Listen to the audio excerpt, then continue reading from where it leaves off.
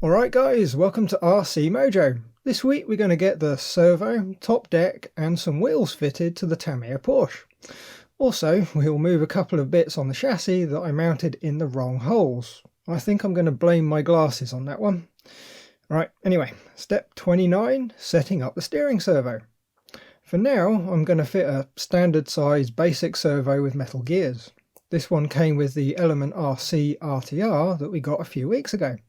I think once fitted, there should be just enough space between the servo and the battery to fit the receiver rather than sticking it on top of the top deck. We need more of the bits on the chassis though to make sure. Before we put the servo saver together, we need to centre the servo. I'm going to use a servo tester, but you can also just rig up your radio, the ESC and battery. Just make sure all your trims are in the neutral position. Next we need a screw to attach the servo saver to the servo. Now this servo uses an M3 screw, so we pick the M3x10. If you have a plastic gear servo, you'll probably want a self-tapper, and some use a slightly smaller thread. Generally it's easiest to compare with the screw that comes with the servo and just match up the threads. As well as the servo screw, we also need a 5mm ball end. Then for plastic, we need the Futaba Boss C6, the spring C3, the arm C9 and the washer C8. Now, because we've got a metal gear servo, even though it's most likely going to get swapped out, I'm going to add a microscopic smear of thread lock into the threads, just to be sure that the servo saver won't fall to bits if the servo screw comes loose. Next, the boss goes onto the splines with the nub for the spring downwards when you're holding the splines to the right. It's a tight fit and needs a good press, but it'll go on as long as the spline count matches. Next, the spring goes on with the split over the nub on the boss. Then we have the arm, which first needs the ball end threading onto the inside of the end hole. It just needs to be bottomed out. Be very careful with it though, as the plastic is quite soft. Now we just pop the arm onto the spring, add the washer and add the M3x10, nipping it up so it's bottomed out plus a little bit extra. Once done, give it a quick test, then we unplug from the servo tester or your RC gear. Okay, step 30, fitting the servo and the top deck. We need two 3x10 self-tappers, two 3x25 countersunk self-tappers, 6 3x12 countersunk self-tappers, two 3mm washers, a 3x23 threaded shaft, and two countersunk washers. For plastic, there's two D3 rod ends, two D4 servo posts, and J10, the front deck adapter. And of course, we need the top deck. Okay, first we'll put together the steering linkage. It uses the threaded shaft and the two rod ends.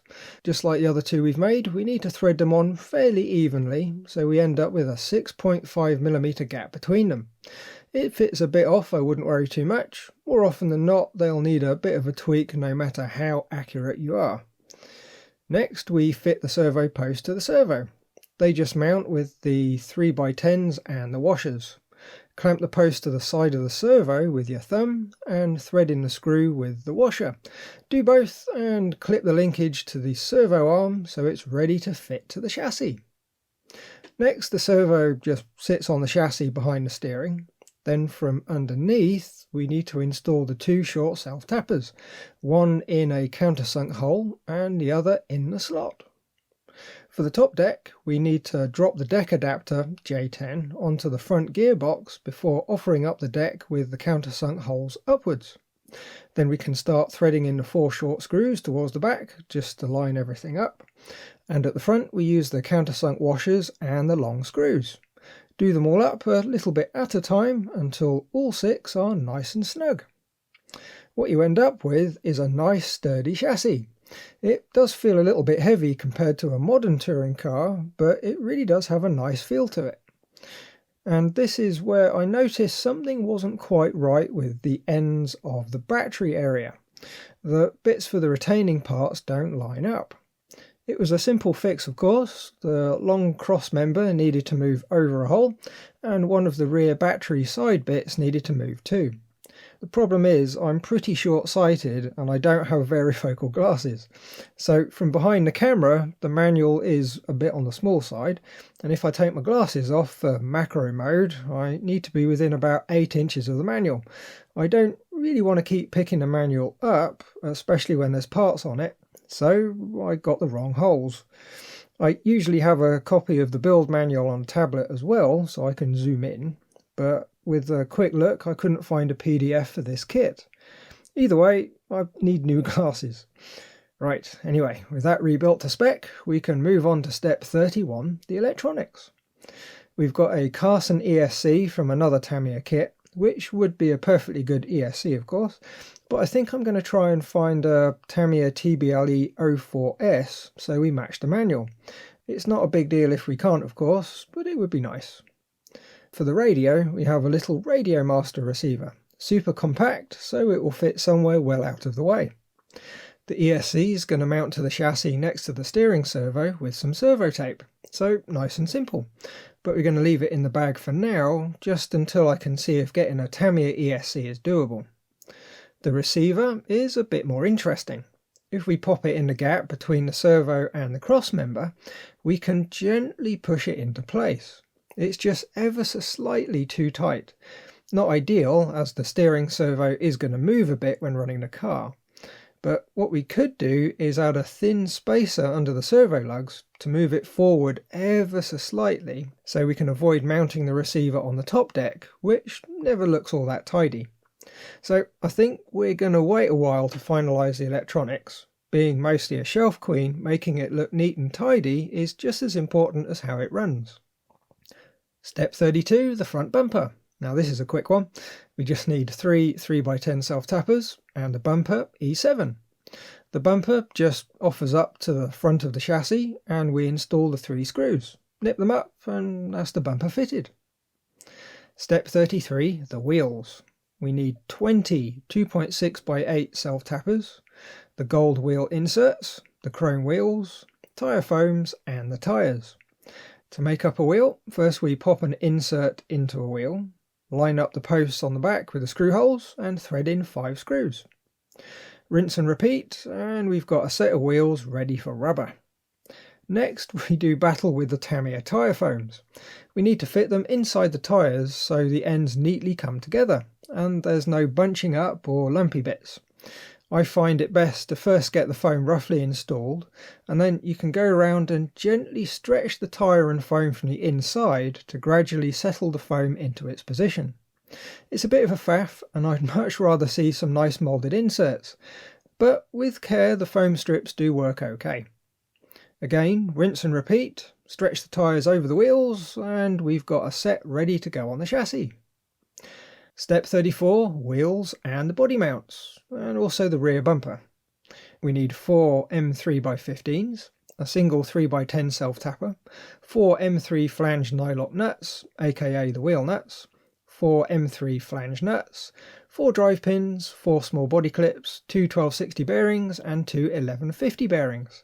For plastic, we have 4 A1 hexes, 2 D6 front body posts and 2 D10 rear body posts. Also, there's the E2 rear bumper.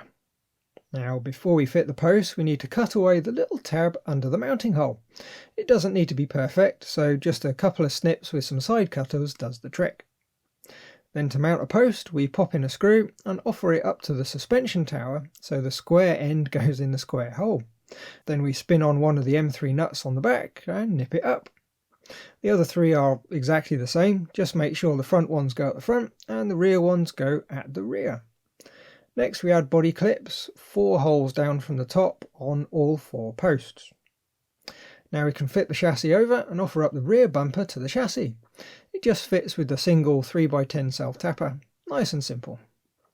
Which brings us to the wheels.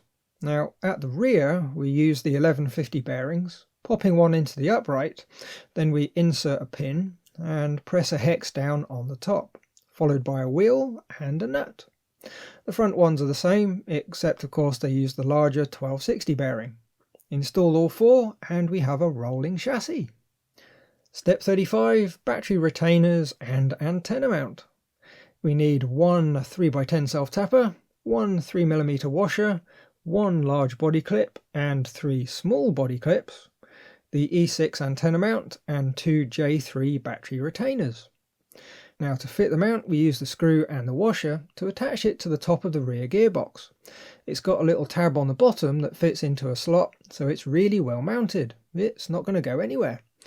Although the chances are we won't end up using it as we've got a very short 2.4 GHz antenna.